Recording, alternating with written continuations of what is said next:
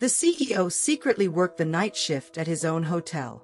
He didn't just want to understand every corner of the establishment. He needed to witness firsthand the untold stories hidden behind closed doors.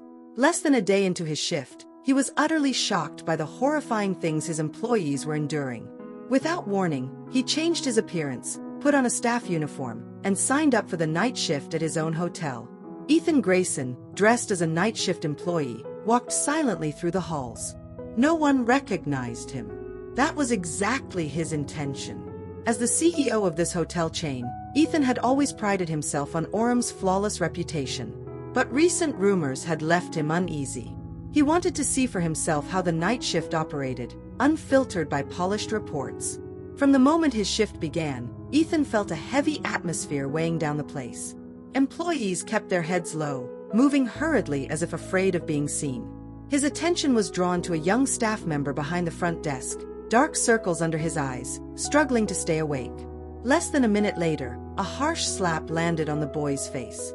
Ethan froze in place as he saw who had struck him. It was Madeline Rourke, the hotel manager. Her eyes were cold as she spoke. "You think you have the right to take a break? Don't make me repeat myself." The young employee lowered his head, nodding silently before turning away, eyes brimming with tears. Everyone around them remained silent, too afraid to intervene. Ethan clenched his fists. He knew Madeline was strict, but he never imagined she was this cruel. Determined, he continued his quiet observations. Housekeeping staff were being forced to work 16-hour shifts without overtime pay. Kitchen workers were yelled at over the slightest mistakes. Some employees were so exhausted they collapsed in the middle of their shifts, yet no one dared to help, fearing punishment. In a hushed conversation with Luis, a janitor, Ethan uncovered an even darker truth. "We've spoken up before, but anyone who complains gets fired. Some people, they disappear completely." Ethan was stunned. He needed evidence. Around 3 a.m., he followed Madeline to her private office, a locked room no one dared to approach. He waited for her to leave before sneaking inside. In her desk drawer, he found a stack of documents. Each page detailed the actual working hours of employees, twice as much as what was officially reported. Salaries had been slashed, and the employment contracts contained outrageous clauses forcing staff to work unpaid if they caused trouble. Worst of all was a list of names, people who had vanished. As he hastily gathered evidence, the door suddenly swung open. Madeline stood there, eyes sharp with suspicion. "I had my doubts from the start. You're no ordinary employee." Ethan stiffened. She knew who he was. Before he could react, a shadow loomed behind him, Madeline's massive bodyguard. The door slammed shut. "You think you can expose me, Grayson?" she sneered. Ethan kept his composure, though his heart pounded. "I've dealt with plenty of nuisances before you. You'll be no different." She planned to get rid of him. A voice called out from outside the office. "Ma'am, the car is ready." If Ethan was forced into that car, no one would ever hear from him again. He grabbed a desk lamp and smashed it against the power switch. A small explosion erupted, plunging the room into darkness. Madeline shrieked in surprise, but Ethan moved faster. He shoved the desk toward her and bolted for the door. Just as he reached it, a powerful fist slammed into his stomach. Pain exploded through him as he crumpled to the ground. Madeline stepped forward, victorious. "Goodbye, Grayson."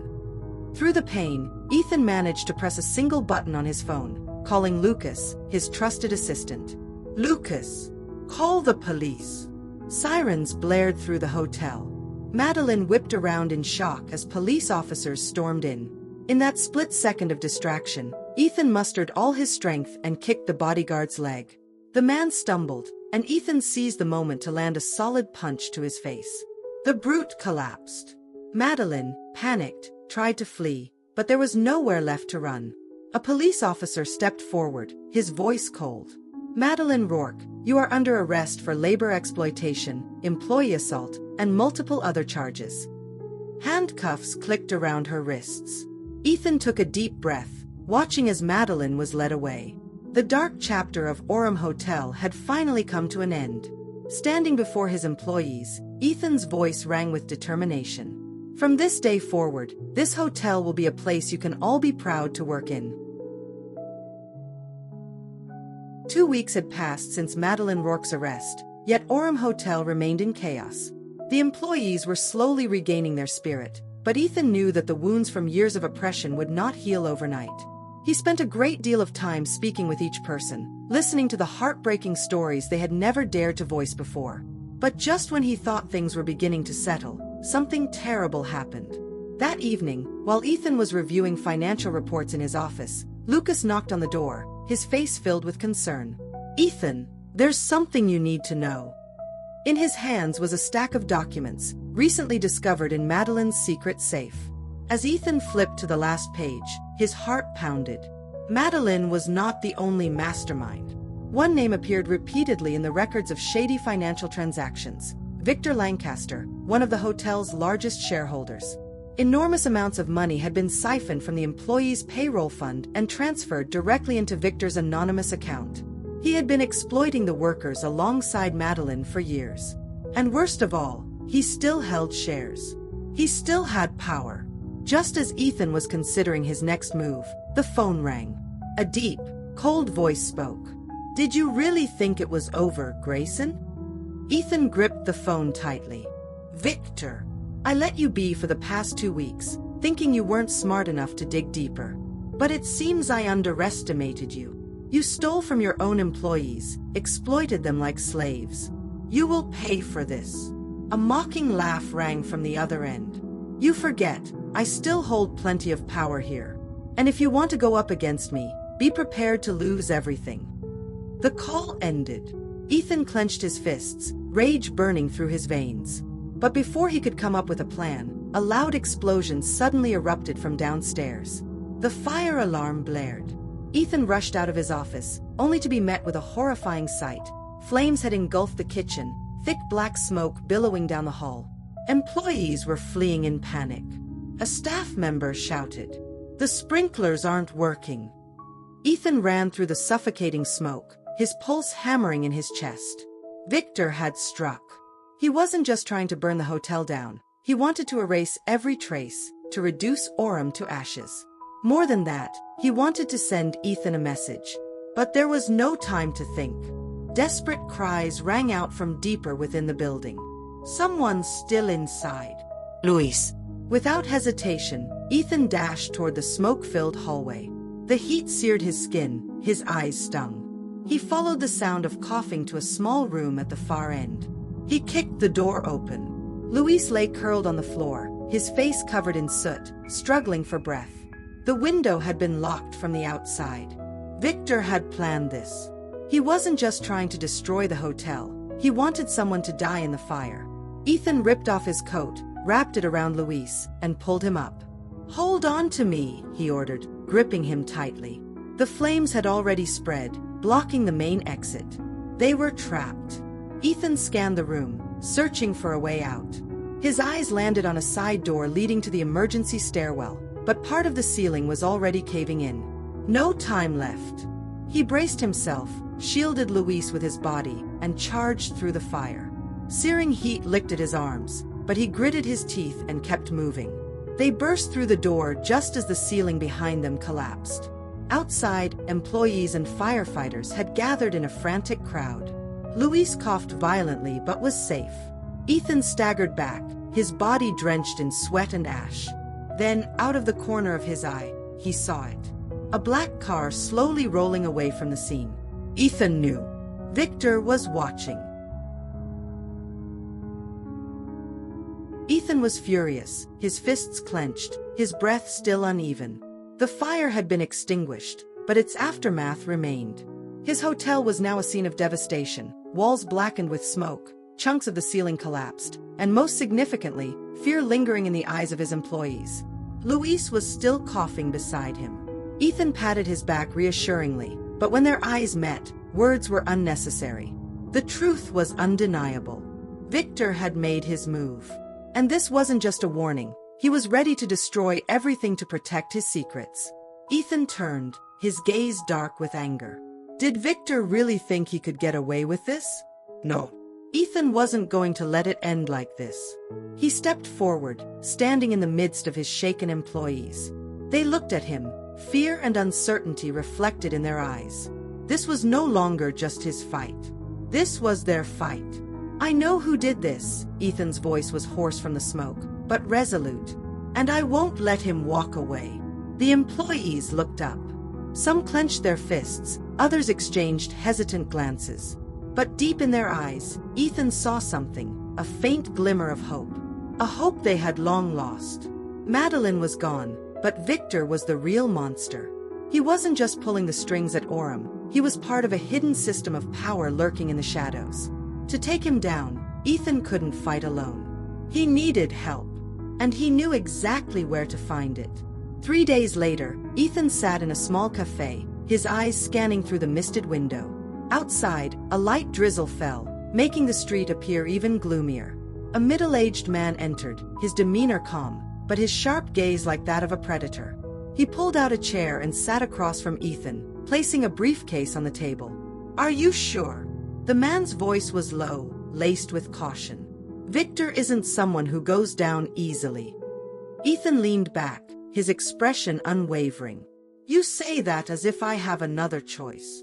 The man was silent for a moment before unlatching the briefcase. Inside was a stack of documents, evidence of Victor's corruption, money laundering, market manipulation, even bribery of high-ranking officials.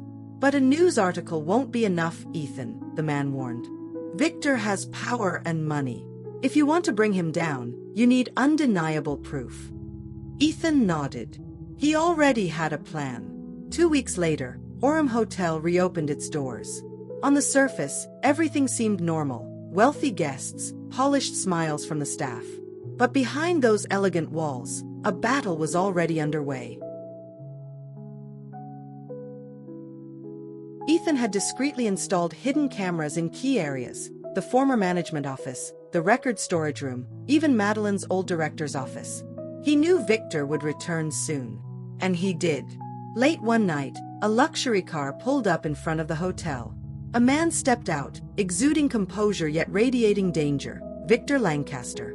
He strode inside, immediately greeted by a few high-ranking staff members who still remained loyal to him. From a distance, Ethan watched, his heart pounding. Victor had no idea. Every step he took, every word he uttered was being recorded. He went straight to Madeline's old office, where Ethan had deliberately left a few critical documents, ones that could convince Victor there was incriminating evidence against him. And just as expected, Victor picked up his phone and made a call. "Erase everything. I don't want a single shred of paper left behind." The words were captured perfectly. Ethan swiftly sent the footage to several key recipients, law enforcement, the press, and even a few influential figures in the financial sector. Within hours, Victor Lancaster's name was making headlines. There was no escape. By morning, when the police stormed into the hotel, Ethan stood at the front desk, watching as Victor was led away in handcuffs. His face remained arrogant, but this time, there was a flicker of panic in his eyes, one he couldn't hide. "You think you've won, Ethan?" Victor snarled as he passed by. "Money can buy everything. I won't be in prison for long." Ethan simply smirked. "Not this time, Victor. This time, you won't be able to escape." Victor was dragged away, but his eyes remained locked on Ethan, like a cornered beast. Ethan stood in the hotel lobby, a place that had just endured its most brutal upheaval. His gaze swept over the faces of those around him, people who had suffered so much yet remained standing, stronger than ever. They were no longer victims of oppression, but individuals who had reclaimed their dignity. Luis slowly approached, his voice quiet but brimming with emotion. "You did it, Ethan. You changed everything."